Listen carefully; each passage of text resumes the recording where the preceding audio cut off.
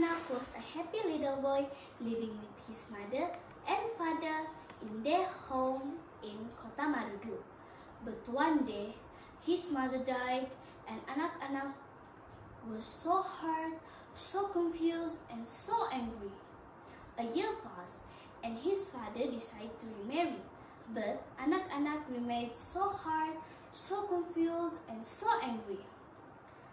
When Rumandawi met him and hugged him, he pulled away from her. When she fixed him his favorite food for dinner, he didn't eat. When she made him a play suit out of fine cloth, he ran through the woods and played so rudely he tore the clothes up. Whenever she spoke to him, he ignored her.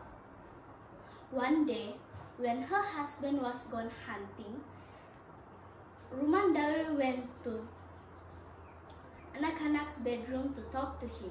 Anak-Anak, I love you so much and I really need you to love. Before she could finish, Anak-Anak jumped up and said, I hate you. You aren't my mother. I'm running away. Anak-Anak ran past Rumandawi and out of the house. Rumandawi sat down and cried and cried. When her husband has returned, she told what had happened. He told her to go on and cook dinner and don't worry that he would find Anak-Anak. Anak-Anak was at the river in his favorite spot. The two walked home and ate dinner without a word.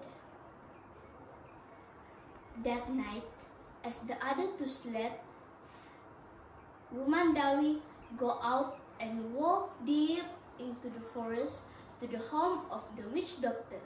The witch doctor was a very wise woman who knew the ways of people's minds and heart. I need you to make me the love potion, so my stepson will love me, said Rumandawi. Well, said the old woman, before I can give you the love potion, you must bring me the whisker from a ferocious panther. Rumandawi's eyes grew large as she said, how am I supposed to do that? Use your imagination, said the witch doctor. Rumandawi went home and slept just a few more hours. She got up before sun rose and put several large pieces of raw meat in a bag headed towards the hills.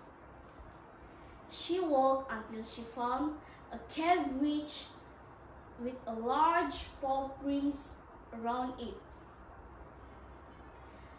Rumandawi took a piece of meat out and placed it in front of the entrance to the cave,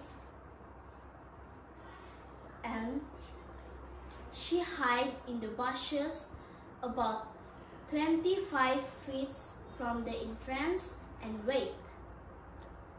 After a few minutes, a ferocious-looking panther stepped out from the cave.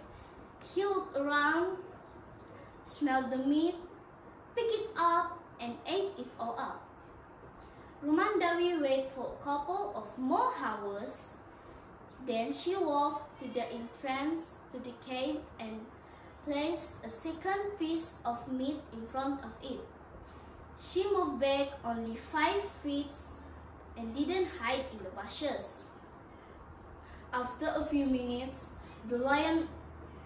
the panthers came out. He looked around, stared Rumandawi, smelled the meat, picked it up and ate it all up. Rumandawi waited for a couple of more hours. Then she walked into the entrance and placed a third piece of meat in front of it. She moved back only 2 steps. After a few minutes, the panthers came out. He looked around, stared Rumandawi. She stared at the panthers came back, although she was shaking inside. She didn't move her body. She just stared right at the panther's large brown eyes. After the few minutes, the panthers smelled the meat, picked it up, and began eating. Very slowly, Rumandawi extended her hand, grabbed the whisker, and quickly pulled it out. The panthers keep eating as slowly, very slowly, as if walking on a tightrope. Rumandawi backed away from towards the bushes. When she got into the forest, she ran back into the witch doctor's house. Breathing heavily, she rushed into the home of witch doctor and held up the whisker. "See here, I bought you a panther's whisker. Now, give me the love potion." The witch doctors looked at the whisker.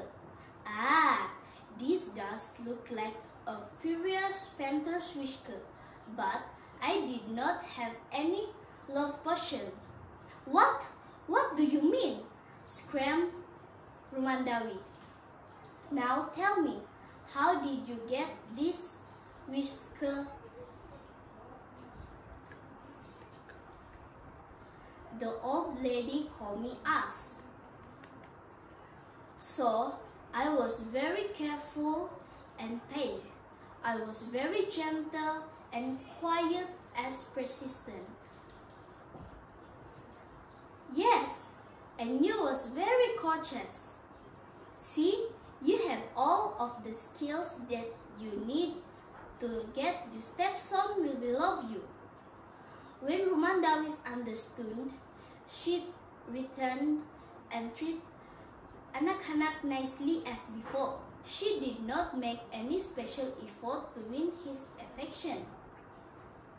She was just her sweet giving self.